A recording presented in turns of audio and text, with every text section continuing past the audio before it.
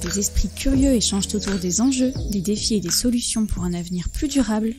Vous écoutez l'Instant Climat avec l'Alec Lyon. Bonjour à tous et bienvenue dans l'Instant Climat pour une émission où nous allons parler culture et art de la scène et nous interroger sur leur pouvoir de sensibilisation aux enjeux écologiques et climatiques. Et pour en parler, je reçois aujourd'hui Julie Sermon, professeure en histoire et esthétique du théâtre contemporain à l'université Lyon 2 et qui dirige depuis septembre 2022 un programme de recherche à la Manufacture, Haute École des Arts de la Seine à Lausanne, intitulé Art vivant écologie, le travail des affects. Bonjour Julie. Bonjour Stéphane. Merci d'avoir répondu présente à cette invitation. Je vous laisse vous présenter. Alors, qu'est-ce que je peux te dire de plus ? Actuellement, effectivement, je suis enseignante-chercheur en études théâtrales. Comment j'en suis venue peut-être à m'intéresser à ces questions ? Je pense que les questions écologiques, elles sont présentes dans ma vie depuis longtemps. Je suis née en 78. Je me rappelle très bien de ce sommet de la Terre de Rio en 1992, grâce à une enseignante d'histoire géo à l'époque. C'était vraiment les prémices. Hein.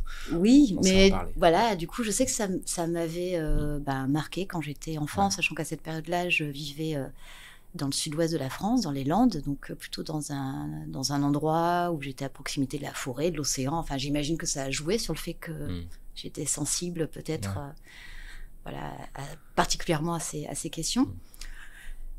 Et puis, je fais un grand saut de 92 à peu près 2016, puisque j'ai eu un parcours très classique avec une prépa littéraire, une thèse en études théâtrales, des travaux sur lesquels je passe. Ces questions m'habitaient, à titre personnel, m'importaient.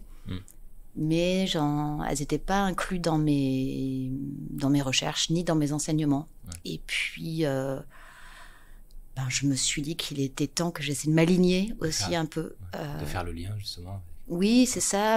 Je pense comme beaucoup de gens aussi se posent la question de se dire qu'est-ce que je fais concrètement pour déjà pour pas nuire davantage à la situation. Et puis concrètement, comment je m'engage ? Alors j'ai toujours des fantasmes d'engagement militant radicaux, mais en fait, j'aime bien aussi l'université, le contact avec les étudiants, et ça a été pour moi une manière aussi d'allier vos valeurs, votre vision des choses à votre activité professionnelle et vos compétences. Voilà, c'est ce que j'ai essayé de faire. Alors aujourd'hui, justement, les questions écologiques, elles sont au cœur de nombreux débats, d'enjeux. Les rapports alarmants sur notre planète se suivent, se ressemblent, peuvent contribuer à orienter nos comportements, aussi bien individuels que collectifs. Et aujourd'hui, même si la prise de conscience des enjeux écologiques semble exercer une influence, grandissante quand même sur l'ensemble de la sphère politique, il y a encore pas mal de gens qui parlent d'une impuissance politique. Alors, est-ce que la culture peut jouer un rôle, ou doit jouer un rôle ? Julie, vous avez notamment rédigé l'essai « Mort ou vif pour une écologie des arts vivants », paru en 2021 aux éditions B42, dans lequel vous étudiez ce en quoi cette conjoncture écologique, climatique, affecte les manières d'écrire, de produire et de jouer des œuvres, mais aussi de les recevoir et d'en parler. Donc, la question que je voudrais vous poser pour commencer, c'est qu'est-ce que la prise en compte de l'écologie peut entraîner sur les scènes contemporaines ? Et quand je dis écologie, c'est bien sûr au sens global du terme, c'est-à-dire les interactions des êtres vivants entre eux, quand on regarde la définition de l'écologie, et avec leur milieu, qui forment un système, un écosystème, comme on dit, dans lequel justement nous évoluons et dont nous dépendons. D'où les problématiques qu'on peut se poser, puisqu'on parle clairement de certains qui sont dans l'alarmisme, peuvent remettre en question presque la vie sur Terre, la vie humaine en tout cas. Oui, je ne sais pas si c'est être alarmiste que de pointer ce risque, mais peut-être qu'on reviendra sur ça. En tout cas, déjà le constat dans les arts vivants, c'est que la prise en compte de ces enjeux, elle peut intervenir à au moins deux endroits assez visibles, qui sont d'une part le renouveau du type d'histoire qu'on raconte, du type d'être qu'on met en jeu. Quand on se représente le théâtre, classiquement, on s'imagine plutôt un intérieur avec des humains qui papotent. Le théâtre peut être ça, mais peut aussi être autre chose. Donc voilà, c'est de se dire, tiens, de qui raconte-t-on les histoires ? Qui peuple les scènes avec et au-delà des humains. Comment on nous raconte aussi des personnages qu'il y a dans les... C'est ça, des personnages qui peuvent être des... Alors je dis des êtres parce qu'un personnage, ça nous renvoie peut-être tout de suite à l'idée qu'il y aurait quelqu'un qui parle et qui a des problèmes et qui agit. Ça peut être des présences, c'est-à-dire comment on fait place sur scène aux animaux, aux éléments, aux matières. Et ça, donc, ça peut devenir des personnages en tant que tels, mais ça peut aussi juste raconter l'histoire de cette pierre, de cet animal, de cet insecte. Voilà. Qui fait partie donc de ce fameux écosystème. C'est ça, qui fait partie des créatures avec qui on partage nos conditions d'existence sur la planète. Donc voilà, il peut y avoir déjà ce renouveau-là dans les thématiques abordées, dans les histoires racontées. Et puis l'autre gros endroit de transformation, c'est au sein même des pratiques de conception du spectacle et de production et de diffusion du spectacle, où là, on va dire comme dans n'importe quel secteur. Oui, tous les à côté, on va dire, avant d'arriver à la pièce. C'est ça. Alors c'est en amont de la pièce, tout ce que ça engage en termes de construction des décors, en termes d'achat ou de réutilisation d'accessoires. La fameuse empreinte carbone. L'empreinte carbone, il y a toute la problématique. On pourrait effectivement en reparler, bien sûr. C'est un côté, on va dire le côté invisible, entre guillemets. On en avait parlé justement quand on avait reçu des personnes qui travaillaient dans l'industrie du cinéma, qui parfois peut avoir un éco-bilan plutôt lourd et lié justement avec tout l'à côté.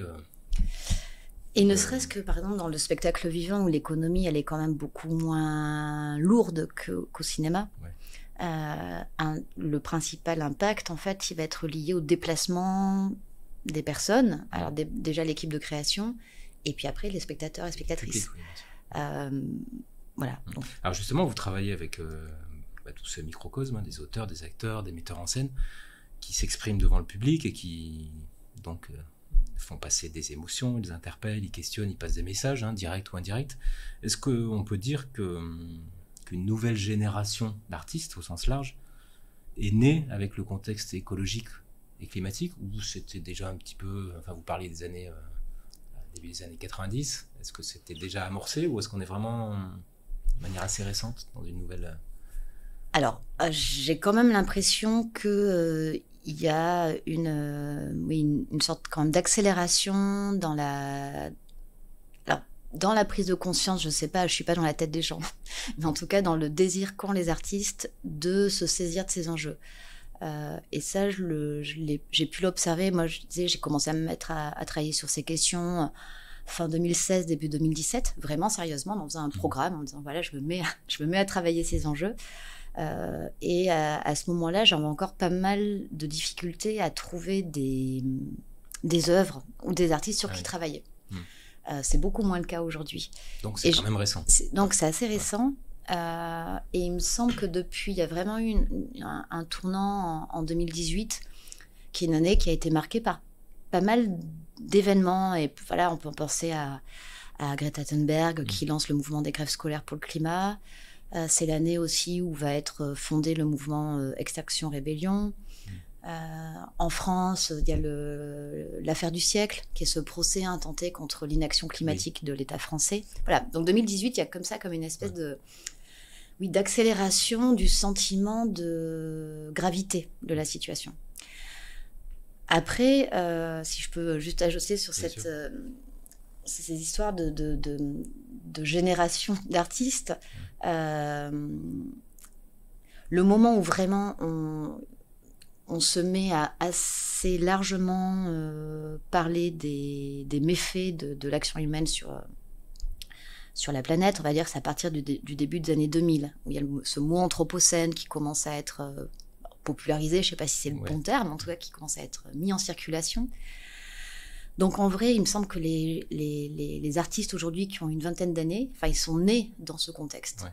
Donc j'imagine que pour eux, c'est vraiment la première génération qui naît avec des crises écologiques chroniques, aiguës. Dans d'autres secteurs.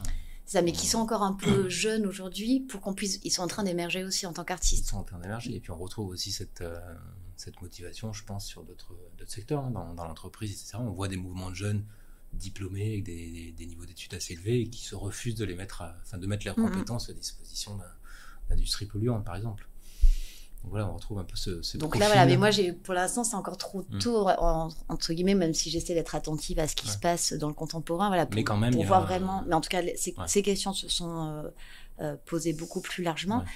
Et par contre, alors, dans les années 90, je ne sais pas ce qui se passait, j'étais trop jeune et trop peu intéressée par le théâtre à l'époque, mais il y a des chercheurs et des chercheuses qui travaillent plutôt sur l'histoire du théâtre et qui, par exemple, ont montré que par exemple, dès les années 70, dans les mouvements militants, il y avait des artistes qui s'intéressaient déjà à ces questions. Donc il y a aussi tout un travail en fait de recherche et de réhabilitation à faire de ces artistes. Enfin, peut-être si je vais faire un parallèle un peu gros, mais voilà, comme depuis une dizaine d'années, on se rend compte qu'il y a eu des femmes dans l'histoire des arts. Oui. Bon, oui, en gros, il y a eu sans doute, il y a eu des artistes qui s'intéressaient déjà à ces enjeux. Ils étaient moins mis en avant, notamment par l'actualité. Voilà, c'est ceux qui n'étaient pas forcément. Mais ils ont au cœur servi des un petit peu de institutions. maturation. Voilà, c'était pas inexistant. Tout n'est pas né en 2000.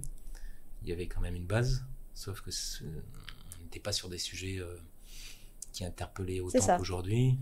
Mais ça peut être intéressant aussi de voir justement qu'est-ce qui existait à cette époque-là. Ouais. Et puis, D'accord. Alors aujourd'hui, pour que chacun trouve un sens dans les changements qu'il faudrait être amené à faire rapidement pour agir et contribuer à son niveau aux enjeux climatiques, on le sait, il y a un gros travail d'information, mais même au-delà de sensibilisation, hein, parce que souvent je dis sensibiliser, hein, à la fin la définition c'est rendre sensible. Donc voilà, c'est que nos sens soient en éveil en disant c'est vrai, je m'en rendais pas compte et je suis sensibilisé maintenant, donc j'ai envie d'agir. Et du coup, sensibiliser, c'est permettre d'atteindre, de faire prendre conscience, conscientiser, de toucher au cœur, je dirais d'allumer un peu la mèche, quoi, de faire le déclic. Alors justement, comment la culture, les arts de la scène, le théâtre, peuvent-ils être un moyen de sensibiliser le public aux enjeux de la transition écologique, du changement climatique? Est-ce qu'ils ont un rôle à jouer finalement, sans mauvais jeu de mots, hein, puisqu'on est surjoué sur scène, mais... Alors c'est important les deux sens que vous avez rappelés en fait sur sensibiliser, parce que souvent quand on entend quand il y a cette idée que les artistes pourraient servir la cause en fait, sensibiliser, en tout cas moi je l'entends souvent comme être un peu le relais de la parole scientifique, servir de courroie de transmission pour des informations, etc. Que clairement les artistes, les arts peuvent faire. Mais pour moi, c'est pas forcément... Alors déjà, c'est pas leur unique fonction, ni pour moi leur principale. C'est très bien que les arts puissent servir à éduquer, mais c'est pas... ça serait dommage de réduire leur pouvoir à ça. Et puis, c'est surtout que ça place toujours, du coup, les artistes dans la dépendance des scientifiques. Il y aurait ceux qui font le vrai travail, et puis ceux qui viennent faire le service après-vente, un peu. Qui mettent en scène, quoi, c'est le cas de le dire. Bon, mais encore une fois, ça peut exister, ça peut avoir des vertus. Hein. Mais effectivement, après, si on essaie vraiment de se dire, de réfléchir à ce que les arts, les artistes peuvent faire de spécifique, sur cette question de rendre sensible au sens de vraiment parvenir à rendre sensitif, hein, de pouvoir ressentir les choses de manière viscérale, affective, épidermique. Là, pour le coup, on peut penser que les arts, effectivement, ont des atouts. Qui sont de plusieurs ordres. Le premier, c'est que ils passent quand même, pour une bonne part d'entre eux, par le prisme de la fiction. Donc, en fait, on est toujours plus spontanément ouvert. Quand on nous raconte une histoire, quand on nous donne à imaginer... C'est ça, on fait appel à l'imaginaire. C'est ça. Et par exemple, une discussion qui pourrait heurter nos convictions immédiates, par exemple, dans un échange dans la vie réelle, il me semble que dans ces temps d'expérience de spectateurs, spectatrices, on peut accepter d'entendre, de voir plus de choses, parce qu'effectivement, c'est pas tout à fait la vraie vie. Donc ce détour par le récit, par l'imaginaire, c'est évidemment très, très important. Il y a aussi tout le plaisir en fait qu'on prend à voir, je sais pas, de belles images, des atmosphères sonores, lumineuses, gestuelles, on qui voit nous très bien, touchent. l'image sert la cause, entre guillemets, hein, sur les réseaux sociaux. Alors, c'est pas forcément des images positives, mais des images qui montrent les catastrophes à l'autre bout du monde générées par justement les changements climatiques peuvent interpeller, rendre sensible à la vue justement de certaines photos, certaines vidéos. Donc on est aussi dans ce registre-là, sur scène. Parce que finalement, la question, c'est que quand on parle théâtre, spectacle, on s'adresse donc à un public, les gens, les fameux gens. Et les gens dont on fait partie ne vont pas forcément ils vont au théâtre, au spectacle pour se divertir. Souvent, on dit voilà, je vais me faire une pièce, un ciné, parce que j'ai envie de me divertir, de me changer les idées. Alors, est-ce qu'on peut finalement se divertir autour du changement climatique en faisant appel à cet imaginaire? Et la question, c'est est-ce qu'on peut encourager les gens à agir pour protéger l'environnement, ou en tout cas être plus sensibles, tout en les divertissant? Voilà, ils vont passer un moment, 1h30, 2 heures. L'objectif n'étant pas, j'imagine, qu'ils ressortent d'une salle de spectacle complètement déprimés, mais justement avec un peu plus de sensibilité. Alors, je suis d'accord et pas d'accord. Bon, je vais essayer de déplier. Oui, on peut divertir en abordant des enjeux importants. C'est pas parce qu'on aborde un sujet sérieux qu'on est obligé d'ennuyer ou d'accabler les gens. Ça, c'est sûr. Après, il me semble que il y a toujours cette idée, on l'entend en tout cas souvent chez les journalistes en disant aux scientifiques ou aux militants et militantes qu'ils sont trop alarmistes, trop catastrophistes.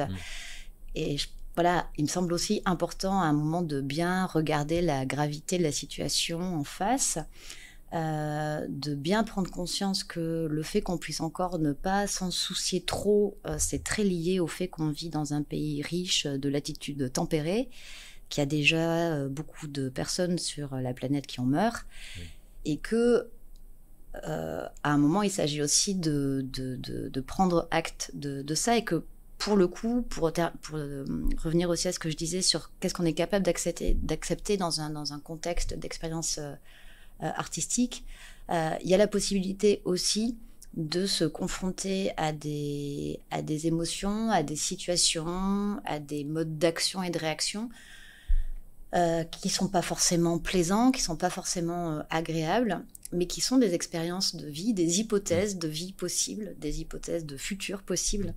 Dans le registre un peu de la solution, voilà. Et que du coup, je trouve que... Alors, il y a la question de la solution, mais aussi, je pense qu'il y a un moment la question de la mélancolie, du tragique, de la tristesse, du deuil. Enfin, je pense que c'est des émotions qu'on veut mettre un peu sous le tapis.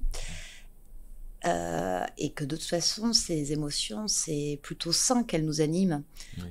Justement, c'était Greta Thunberg qui disait je veux arrêter de me vendre votre espoir, je veux que vous ayez peur. C'est un parti pris, mais justement, comme vous disiez, dans le domaine du théâtre, des arts de la scène, vous parliez du tragique. Est-ce qu'il y a des styles, selon vous, qui sont plus appropriés pour aborder un tel sujet, entre le tragique, le burlesque, la comédie, le drame, le vaudeville, l'absurde, le comique? Tous peuvent. Non, je pense que vraiment tous, évidemment, tous n'ont pas les mêmes, tous ne créent pas le même type de relation avec le public, tous n'ont pas les mêmes enjeux, mais pour moi, il n'y a pas de mauvais, voilà, il y a pas de mauvais registre ou de mauvais style. Il y a des spectacles qui sont exaltants et d'autres qui sont ratés. Il y a des spectacles qui nous emportent et puis d'autres qui nous laissent indifférents, mais je ne pense pas que ça soit a priori. Alors, ça interfère évidemment avec nos appétences personnelles, mais je sais que dans les spectacles que j'ai pu voir qui se saisissent de ces enjeux. Alors, quand je dis les enjeux écologiques, c'est vraiment... alors, il peut y avoir effectivement la bonne parole éco-responsable, mais c'est tout simplement, encore une fois, raconter des histoires où les humains ne sont plus seuls, ne sont plus au centre. Je pense qu'il y a cette idée aussi de comment on se sent lié au reste à la fois des autres vivants, mais comment on se sent lié à des forêts, à des glaciers. Enfin, je veux dire, il y a tout ce travail de lien affectif, de représentation à créer qui fait que... Et ça rejoint ce que vous disiez sur l'imaginaire. Ça permet d'être j'imagine plus dans un cadre, enfin d'enlever un peu les œillères. Voilà, parce qu'on le sait, ça peut être anxiogène. On peut être un peu dans le déni presque voulu. Parce qu'on dit, bon, je regarde demain et pas trop après-demain, ni dans 10 ou 20 ans. Même si je sais au fond de moi qu'il va falloir changer ou que j'ouvre un peu plus les yeux. Donc est-ce que justement le fait d'être devant une scène, d'être dans cet imaginaire, peut permettre d'élargir un peu cette vision et de se rendre compte qu'il y a aussi des solutions qu'on n'est pas je le pense, je l'espère. La meilleure solution étant de commencer à agir, effectivement, et d'essayer d'aligner ce qu'on sait et ce qu'on fait. Et là aussi, je pense que c'est très difficile de savoir jusqu'à quel point un spectacle, une rencontre avec une œuvre va nous bouleverser, va nous changer. Des fois, on a l'impression qu'on a été transformé après un spectacle, et puis 15 jours après, on s'en rappelle plus. Oui, c'est ça. Et inversement. Il y a oui, j'imagine que c'est pas évident de suivre on voit beaucoup les avis des publics, voilà, l'avis du public. Par contre, la transformation de la vie... Ça, on ne pourra pas le savoir. Mais par contre, je pense que ce travail-là, diffus, quasiment non quantifiable, malgré tout, il est très important, puisqu'on a tous et toutes été bouleversés par un livre. Enfin, voilà. Et ce sont après une contribution. Ça contribue à forger nos intérêts, nos attentions, nos perceptions. Et on sait que tout ce travail-là sur ce à quoi on prête de l'attention, ce qui nous touche ou ce qui ne nous touche pas, enfin, il y a tout un travail, c'est pas inné, hein, c'est un travail culturel. Oui, et donc, si les arts peuvent œuvrer, c'est précisément à cet endroit-là. Ce que ne peuvent pas forcément faire les scientifiques, on va dire du GIEC, dans le sens où leurs travaux ont vocation à décrire la situation et à nous donner des indicateurs sur ce qu'il faut faire ou pas faire pour prendre la bonne trajectoire. Ce qu'ils ne peuvent pas directement activer, c'est justement, vous parliez de la petite étincelle qui fait qu'à un moment, on a envie de s'y mettre. Et ça, ce déclic-là, les arts ne sont pas les seuls à pouvoir l'opérer, mais il me semble qui font partie des facteurs qui peuvent vraiment y contribuer. Oui, allumer, comme je disais au début, allumer la mèche, parce qu'on a tous... mais pas forcément directement la mèche de l'action, mais par contre, la mèche de l'attention prêtée à ces questions et de la capacité à être affecté, au sens vraiment de... Ça me touche, ça me fait un effet, et en fonction de cet effet, je vais à mon tour faire ou pas faire telle chose. Voilà. Changer, le fameux changement qui n'est pas facile dans n'importe quel domaine. On sait que le changement, c'est beaucoup d'étapes. Donc voilà, ça contribue, c'est bien l'idée. Alors justement, on en parlait aussi tout à l'heure, puisque au-delà du spectacle sur scène, il y a tout un monde autour d'une œuvre culturelle. Est-ce qu'il y a des artistes aujourd'hui qui créent ou qui conçoivent leur spectacle, je dirais, en mode sobriété énergétique, c'est-à-dire... Je parle du point de vue plus technique, parce que souvent on est amené à dire mais vous dites si, vous prenez ça, mais est-ce que vous le faites vous? Et le côté un peu exemplaire sur la partie backstage en fait d'une pièce de théâtre par exemple, donc il y a forcément des décors, des éclairages, des déplacements, vous en parliez tout à l'heure, la com, la logistique, etc. Comment les théâtres, les auteurs, les réalisateurs, les compagnies aujourd'hui essayent aussi de travailler sur ces aspects-là plus techniques, logistiques? Alors, de fait, effectivement, il y a là aussi beaucoup de choses qui sont mises en œuvre, qui sont développées depuis 3-4 ans. Alors, à la fois des initiatives individuelles. Bon, chacun peut, comme on est chez soi, essayer de faire attention à sa consommation d'eau, d'encre, de viande, de carbone, voilà. Mais disons qu'au niveau du secteur du spectacle vivant, il y a un certain nombre d'initiatives qui se sont développées. Il y a ce qu'on appelle les ressourceries, qui sont des endroits de mutualisation où les compagnies, où les lieux peuvent aller déposer je sais pas, les stocks dont ils ne se servent plus après un spectacle, des éléments de décor, des vis, des costumes, etc. Ça, c'est une première manière qui rentre dans le fameux principe de réutiliser plutôt que d'acheter à chaque fois. Il y a une association qui s'est créée en 2020 qui s'appelle Arviva et qui essaie de fédérer à l'échelle nationale justement, de créer tout un référentiel de bonnes pratiques, d'accompagner les compagnies ou les lieux dans justement leur bilan carbone et de voir comment on peut changer des manières de concevoir même son métier parce que pour être vertueux, on ne peut pas le décider. C'est pas une fois qu'on a fait sa scéno qu'on se dit « Ah, et au fait, comment on va la réutiliser ?» Parce que selon le type de matériaux, selon le type de construction, c'est pas possible, etc. Qu'est-ce qu'il y a d'autre ? Après, de plus en plus, la question des mobilités des équipes se pose et donc privilégier le train plutôt que l'avion. Et ce qui est intéressant aussi, c'est l'idée d'avoir une approche beaucoup plus mutualisée des tournées. Puisque plutôt que de faire venir la compagnie pour une journée à Lyon, puis après elle va faire une date à Nantes, et puis elle revient 3 jours après à Grenoble. C'est d'organiser la tournée. Les lieux essaient de s'entendre. Et ça, c'est vraiment très intéressant aussi, puisque c'est passé d'une logique de compétition, de concurrence, à une logique de coopération.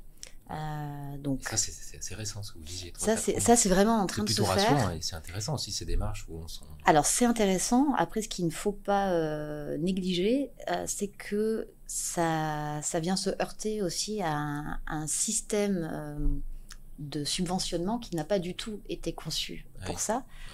Donc, par exemple, il y avait une clause qui s'appelle, je crois, clause d'exclusivité territoriale, qui faisait que justement, on ne pouvait pas programmer à trop grande proximité dans le même territoire, proximité temporelle dans un même territoire. Donc ça, c'est en train d'être levé. Il y a aussi la question que les plus jeunes compagnies, celles qui justement, pour émerger, sont plus fragiles, plus vulnérables. Et donc, si on leur propose de venir faire une journée à Nantes et puis une journée à Marseille, elles ne vont pas refuser. Donc voilà, il y a aussi toutes ces questions de comment on accompagne à la fois financièrement et puis, je ne sais pas si on peut dire juridiquement, administrativement, ces réformes-là. C'est-à-dire que les bonnes initiatives et le désir de faire des choses, il y en a. Après, une transformation, elle ne peut pas se faire à coût constant. Bien sûr. Et l'idée, ça serait le piège, en tout cas, ça serait d'instrumentaliser, on va dire, la nécessaire sobriété écologique pour juste faire des coupes budgétaires de base. Oui, parce justement, on en parlait un petit peu avec les personnes qu'on a reçues sur l'industrie du cinéma, où rien n'est encore obligatoire, mais ils commençaient à parler d'une éco-conditionnalité, des subventions, des conseils généraux, etc., qui peuvent des fois soutenir une œuvre qui va se tourner sur leur territoire. C'est pas encore obligatoire, mais là, c'est des choses qui commencent à arriver petit à petit, et on pourrait imaginer le pendant dans le milieu du théâtre, où... mais ça existe pareil déjà. Ça existe, il y a un bilan carbone sur lequel on s'engage. Et puis une fois que le spectacle est monté et prêt à être produit, on vérifie que les engagements sont tenus pour bénéficier des accompagnements. Donc c'est des choses aussi qui arrivent petit à petit. Et le public qui serait demandeur, j'avais posé un peu la même question, est-ce que vous pensez que le public petit à petit serait attentif à une espèce de... On étiquette tout aujourd'hui, donc il y a des étiquettes sur son frigo, sur sa boîte de conserve, etc.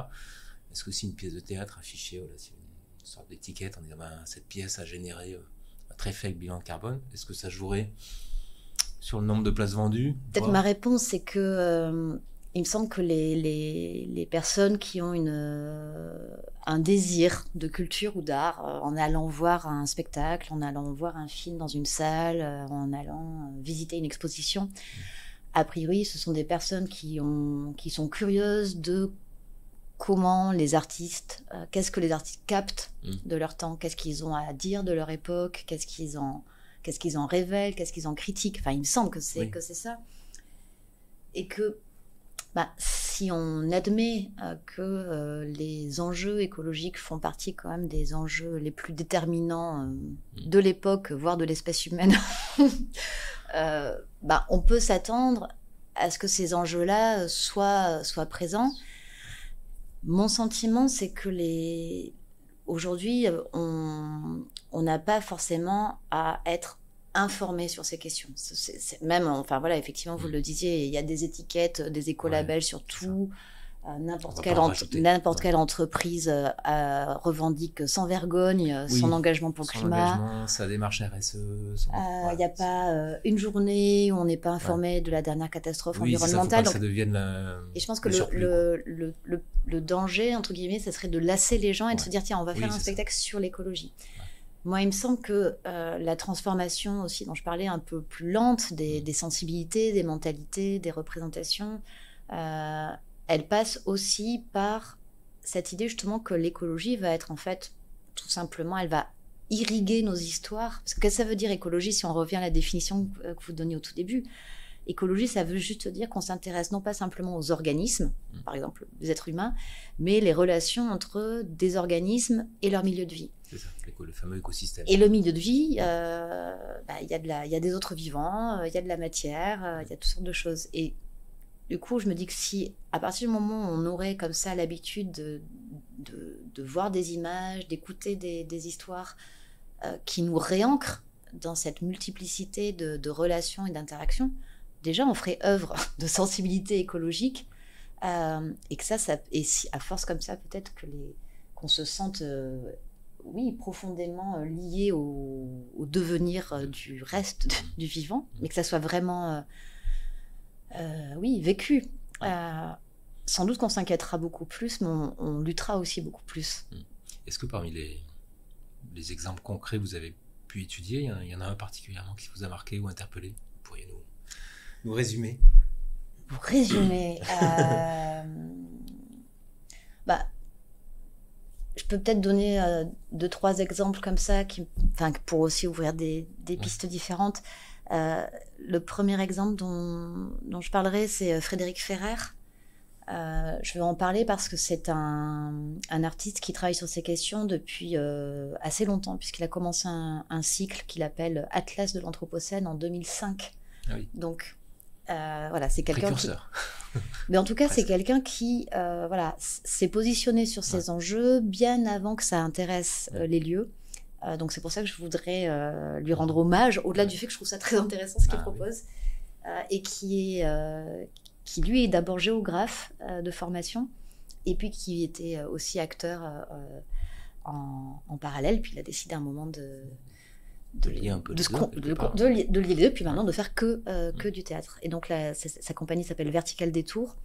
Frédéric Ferrer, qui a été programmé plusieurs fois à Lyon, notamment au TNG, propose donc des cartographies. À chaque fois, ces cartographies, c'est un dispositif scénique très simple. C'est un pupitre, un PowerPoint, une projection. Et il nous raconte des histoires de l'Anthropocène. Et il fait ça de manière... donc, c'est le format de la conférence, mais des conférences en même temps un peu... je dirais pas loufoque, mais disons qu'il est quand même plutôt sur un mode comique. Ouais. Et du coup, alors pour le coup, c'est vraiment des spectacles où on apprend énormément de choses. Vous interagissez avec le public? Alors, il n'y a pas une interaction. En tout cas, c'est une adresse directe, c'est sûr. Il n'y a pas une interaction au sens où il ne demanderait pas de participer, de voter, de venir sur scène, quoi que ce soit. Mais en tout cas, oui, c'est adressé, c'est très oral et très parlé. Et voilà, donc ces cartographies, par exemple, il y en a une sur le moustique tigre, il y en a une sur... Voilà, il part dans tout petit fil, et puis à partir de là, il déplie la multiplicité des histoires et des problèmes qui se posent à l'heure de l'Anthropocène. Un autre exemple que je pourrais... je vais peut-être parler de choses que j'ai vues, parce que vous le disiez dans le texte de présentation, au tout début de l'entretien. Là, en ce moment, je vois beaucoup de spectacles en Suisse romande, puisque je mène un projet là-bas, donc ma fréquentation des salles se fait beaucoup plus en Suisse romande en ce moment qu'ailleurs. Une manière, par exemple, d'un tout autre registre, c'est un spectacle qui s'appelle Présence de la mort, d'après un roman de Ramu, qui est un auteur suisse qui a toujours beaucoup écrit sur la montagne, notamment, et une écriture à la fois très... Il y a toujours des intrigues avec... il me fait penser un peu à Giono, voilà, pour donner un parallèle... Et là, c'est une compagnie qui a décidé d'adapter des extraits de ce roman. Donc, c'est c'est un spectacle plutôt très littéraire, très poétique, mais avec en même temps toute la beauté. Il n'y a quasiment rien qui est figuré sur scène. Il y a 2 comédiens, enfin une comédienne, un comédien. Les spectateurs et spectatrices sont autour d'eux. Ils ont juste 4 tables. Je veux dire, là aussi, c'est très économe en scénographie. Ouais. Et c'est juste leur présence et comment ils racontent cette histoire. Et Présence de la mort, là où c'est très frappant, c'est un texte que Ramu a écrit en 1922. Et il raconte comment il y a eu une nouvelle qui a couru à travers le monde, qui était, la planète était en train de se réchauffer et personne n'a voulu l'entendre. Et donc, évidemment, quand on entend ce texte-là 100 ans après, c'est très troublant. Oui. Et puis en même temps, il y a toute la beauté de cette langue avec une espèce de voix, lyrique, où il célèbre aussi les beautés du monde et de comment on peut les laisser. Qu'est-ce que ça fait si elles disparaissent ? Oui. Et puis en même temps, il décrit potentiellement l'anarchie qui naît de la fin du monde. Oui, enfin, voilà. Ouais. Donc ça, on est dans un tout autre registre. Voilà, je ne sais pas si je vous donne encore d'autres exemples, ça va. C'est hyper intéressant. J'imagine qu'on pourra en dérouler des listes. Alors moi, j'ai révisé aussi un petit peu de mon côté, mais j'ai une question, parce que j'ai vu que William Shakespeare disait « La vie est un spectacle, autant faire sa propre mise en scène ». Du coup, ma question, c'est est-ce que les personnes dont le métier est d'accompagner les citoyens dans des démarches durables peuvent prendre des leçons, des cours auprès de comédiens, d'auteurs, de dramaturges, pour justement mettre en scène leur travail de mobilisation. Finalement, ça serait presque inverser les rôles, ou changer de rôle, mais voilà, avoir un public qui souhaite prendre du contenu ou des techniques, entre guillemets, de ce monde du spectacle. Alors, des techniques rhétoriques, on va dire, ça existe. Enfin, je veux dire, on peut se former à... Quand on côtoie plein de gens qui sont dans l'animation, la sensibilisation, après, c'est pas donné à tout le monde de s'adresser à un public, de faire passer des messages, même si on est convaincu. On peut faire des maladresses. Finalement, ce milieu du spectacle pourrait être finalement... Mais sauf que, alors là, pour le coup, je me fie aussi à mon expérience de... Je travaille comme dramaturge avec des artistes, donc c'est un rôle, on va dire conseillère artistique, pour faire vite, mais où je suis le processus vraiment depuis le tout début, le tout premier désir d'un spectacle, de sa naissance jusqu'à la première. C'est très rare que les artistes, que leur moteur soit le fait de faire passer un message. C'est pour ça qu'en fait, les moyens qui sont déployés, on réfléchit beaucoup plus en termes de relations avec le public, d'atmosphère qu'on a envie de créer. Plus raconter une histoire que faire passer un message, en fait. C'est raconter une histoire, c'est faire vivre une expérience, c'est tisser une relation, c'est embarquer dans un univers. Alors bien sûr qu'on ne choisit pas de monter tel texte ou de travailler sur à partir de telle enquête. Les choix sont jamais évidemment anodins. Oui, bien sûr. Y a quand même un désir de raconter quelque chose, mais on va dire, les techniques du théâtre sont vraiment mis au service de l'expérience qu'on a envie de partager, beaucoup plus qu'un outil de conviction. Donc, je sais pas dans quelle mesure, mais j'imagine que oui, il pourrait y avoir du consulting. Oui, c'est ça, c'est ce que je veux dire. Mais finalement, quand on est sur scène, on utilise souvent c'est même le verbe qui est utilisé, c'est jouer. Et voilà, je joue sur scène. Moi, c'est vrai que en travaillant un peu ce sujet, je me suis dit, est-ce que le jeu, quand on regarde un enfant, les enfants apprennent beaucoup par le jeu, en jouant. Est-ce que finalement, jouer peut aider à susciter l'empathie du public et le mobiliser pour une cause, que ce soit climatique ou autre. Finalement, cet aspect jouer, ce terme est peut-être assez important. Alors là, pour le coup, il peut y avoir dans le panel comme ça des formes qui existent, il peut y avoir des formes participatives, c'est-à-dire où vraiment on invite les spectateurs et spectatrices comme à un jeu de rôle, en fait, où on va leur confier des rôles qui peuvent être, par exemple, c'était la compagnie allemande Rimini Protocol qui en 2014... c'est 2014, avait proposé une espèce de simulation d'un sommet pas du GIEC, excusez-moi, j'ai un trou. Sommet pour le climat. Oui, comment on les appelle ? Les COP, merci. Et donc c'était pour la COP je sais plus combien, c'était en 2014. Et là, ils avaient proposé aux participants et participantes vraiment d'occuper la position d'un délégué de tel ou tel pays.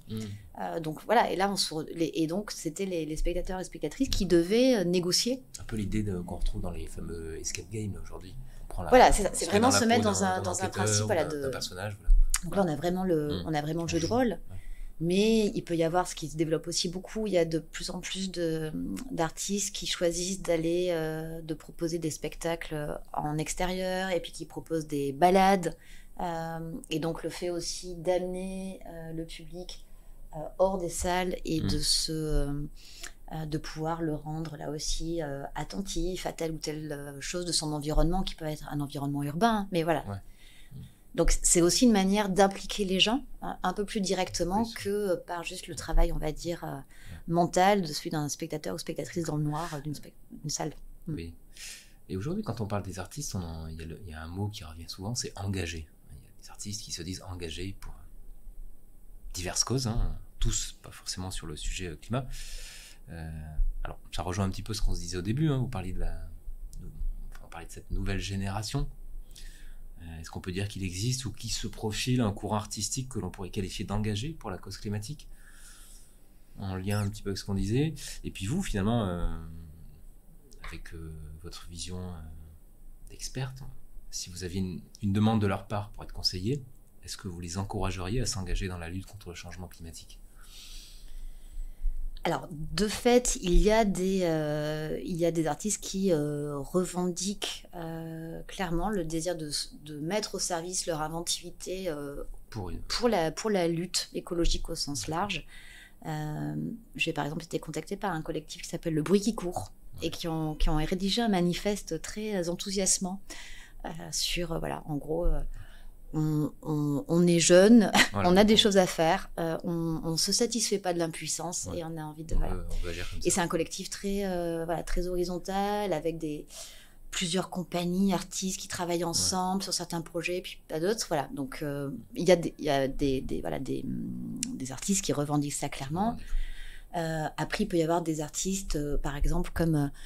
une position assez exemplaire qui est très connue dans notre champ art vivant.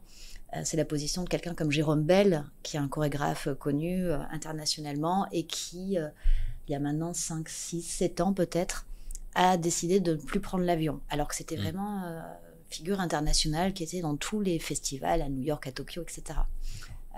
Voilà, donc il peut y avoir des gestes comme ça, un peu forts et militants, de renoncer à un certain nombre de choses. Et puis, et l'autre question, c'était est-ce que je les encouragerais à... à s'engager dans... S'ils souhaitent s'engager, justement, est-ce que vous les encourageriez à aller dans cette direction? Je pense que de toute façon, il vaut toujours mieux mener une vie engagée que désengagée. Que les questions écologiques, en fait, elles croisent... Il y a plein de manières de les aborder. En tout cas, ce qui est sûr, c'est que l'écologie se résume pas aux petits gestes responsables qui consistent à trier bien ses poubelles. L'écologie, elle peut avoir des implications philosophiques, politiques, sociales. Elle peut croiser le féminisme, elle peut croiser les questions coloniales et décoloniales. Enfin, je veux dire... Donc pour moi, c'est un enjeu suffisamment riche pour que de toute façon, très vite, quelle que soit la cause dans laquelle on s'implique, on arrive sur ces questions. Après, si on veut lutter très activement contre l'inaction et qu'on a besoin de voir les choses avancer, je ne suis pas sûre que l'engagement artistique soit la porte la plus opérante pour les raisons qu'on se disait. Ouais. C'est-à-dire qu'on ne pourra pas savoir exactement quel est l'impact, dans quelle temporalité. Mais je pense aussi qu'en fait, toutes les manières d'œuvrer et d'avoir le sentiment de faire sa part et d'essayer de faire bouger les choses depuis l'endroit où on s'estime soit le plus utile, soit le moins inutile, elles sont bonnes à prendre. On a beaucoup parlé de la jeune génération, mais il y a aussi des générations déjà existantes. Voilà, il y a des artistes jeunes ou moins jeunes. Là, vous venez de citer l'exemple du chorégraphe qui a changé en cours de... qui s'est engagé à travers ces modes de déplacement. Mais justement, ce n'est pas réservé à une jeune génération. C'est ça qui est important de dire aussi. C'est très important de le rappeler. Changement, on peut changer parce qu'on a ouvert les yeux à un moment de sa vie, qu'on ait 20 ou 40 ans, finalement. Et dans le spectacle, on retrouve pareil. C'est juste qu'effectivement, on va l'appeler la jeunesse, ces enjeux-là sont plus présents. Il y a aussi la question toute bête qui est que pour des gens qui ont aujourd'hui 60 ans, la projection dans 20-30 ans, il y a quand même de fortes chances qu'ils soient plus là, ou de toute façon, ils n'ont pas trop envie d'y penser. Puis même s'ils y pensent, ça sera un peu la fin de leur vie. Les gens qui ont 20 ans aujourd'hui, quand on leur dit, vous savez, en 2050, et qu'on voit les scénarios qui sont assez terrifiants, hein, si vraiment, quand on voit les projections, ne serait-ce qu'à plus 3 degrés, qui est déjà colossal, c'est très très concret. Donc en fait, la jeunesse est porteuse déjà d'une énergie de jeunesse et d'une radicalité qui est liée à son âge, mais qui est liée aussi au fait qu'elle est très directement concernée par ce qui va arriver. Et que plus on est vieux et vieille, plus on peut faire l'économie de ces sujets. Et plus aussi, en général, on a capitalisé du pouvoir économique, symbolique, politique, qui fait que c'est par ailleurs compliqué de peut-être renoncer à un certain nombre de ces avantages. C'est ça. Mais en tout cas, le fameux sujet de l'éco-anxiété, on en parle beaucoup aujourd'hui. Donc finalement, ça fait un peu le parallèle avec ce qu'on disait tout à l'heure, hein, sur le fait que les gens vont souvent au spectacle pour se divertir, même si c'est un mot un peu bateau, mais pour passer du bon temps, et justement pour pas sortir complètement anxieux et déprimé. Donc finalement, ça se rejoint, hein, ce fait d'avoir ces générations jeunes, moins jeunes, qui font passer des messages ou s'emparent de ce sujet, de ces thématiques, à travers différents types de spectacles. Alors, il y a une très bonne, un très bon remède à l'anxiété, c'est l'action. Oui. Parce qu'en fait, l'anxiété, qui est très différente, par exemple, de la peur.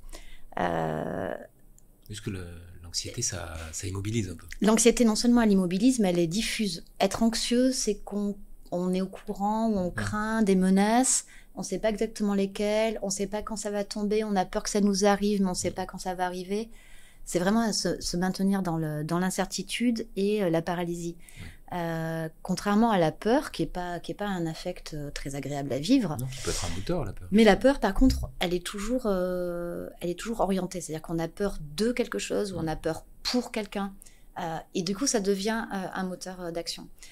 Donc en fait, l'anxiété, pour moi, c'est vraiment et d'ailleurs, c'est symptomatique, hein, qu'aujourd'hui, on parle beaucoup d'éco-anxiété. Oui. Mais c'est vraiment l'affect de l'irrésolution, c'est l'affect qui permet, parce qu'une fois qu'on a dit qu'on était éco-anxieux, on reste dans son déni. On est vaguement, on n'est pas très bien, mais à la limite, allons voir un psy, puis l'éco-anxiété va se régler. Il y a des psychologues d'ailleurs qui s'emparent du sujet. Hein, oui, sauf que l'éco-psychologie, ça existe vraiment, mais par contre, c'est pas du coaching personnel, c'est de se dire aussi que les dégradations de l'environnement créent des troubles psychiques au moins aussi importants que les relations avec papa-maman. Donc ça, c'est un vrai courant. C'est pas simplement du coaching en développement personnel. Mais non, encore une fois, l'éco-anxiété ne permet pas ni d'identifier les causes, parce que oui, on est anxieux de l'écologie. Enfin, même le mot éco-anxiété ne veut pas dire grand-chose. C'est l'environnement finalement. C'est ça. Mais oui, alors vivre, c'est anxiogène, on peut dire ça. Oui, c'est ça. Donc après, la question, c'est sur quel combat on se mobilise, qu'est-ce qu'on fait. Et je pense qu'il vaut toujours mieux transformer l'anxiété en action, en peur, en colère, en quoi. Enfin, ce que peuvent faire les gens. Et c'est là finalement que les arts de la scène peuvent contribuer, comme on l'a dit. C'est ça, à transformer l'anxiété en autre chose. Oui, c'est ça. On discute aussi avec beaucoup de gens qui pointent le journalisme. Parce que c'est vrai que le journalisme qui met en avant des solutions, justement des changements possibles, malheureusement, c'est un peu plus rare que le journalisme alarmiste, catastrophique. Donc voilà, ça rejoint aussi... Mais les solutions, en vrai, il y en a plein, je veux dire, dans chaque secteur. On peut penser aussi en France, maintenant il est assez connu, tout le projet qui a été notamment impulsé par Jean Covici, qui s'appelle le Shift Project. Mais il y a vraiment des sous-groupes, par exemple, dans chaque secteur, là, qui existent au niveau du spectacle vivant aussi, enfin de la culture. Je veux dire, des leviers d'action, il y en a. Des idées pour modifier des choses au niveau local, individuel, collectif. Enfin, je veux dire, il y a plein d'échelles, il y a plein de gens qui y travaillent. Après, la question, c'est où sont, une fois qu'on a identifié les leviers, et les leviers, les solutions, il y en a. Après, où sont les blocages? Et il y a par contre des gros blocages institutionnels. Enfin, je veux dire, et après, il y a des gros intérêts économiques qui, aujourd'hui, verrouillent la capacité et le désir. Parce que je pense que la plupart des gens ont envie de changer, en vrai. Enfin, bien sûr. Mais ils n'ont pas le déclic. C'est surtout que demander à chaque individu de faire des efforts quand sa vie, elle est déjà tissée d'efforts et de sacrifices. Et quand derrière ces efforts, on n'est pas en mesure d'assurer un mieux vivre, une stabilité, un accès, je sais pas, aux soins, au logement. Enfin. Oui, puis c'est ce côté global de l'enjeu, collectif, mondial. Et c'est pas facile pour tout le monde d'avoir une vision collective en outrepassant son côté individuel. Déjà, si on s'occupait déjà ne serait-ce de commencer à l'échelle de la France ou de l'Europe et de régler les inégalités massives de notre pays, je pense que ça pourrait aider à engager la transition aussi, plus facilement. Alors, justement, avant de conclure cet instant climat, quel message, Julie, vous transmettriez aux auditeurs qui souhaiteraient s'engager dans la transition écologique à travers l'art, le spectacle? C'est une dure question.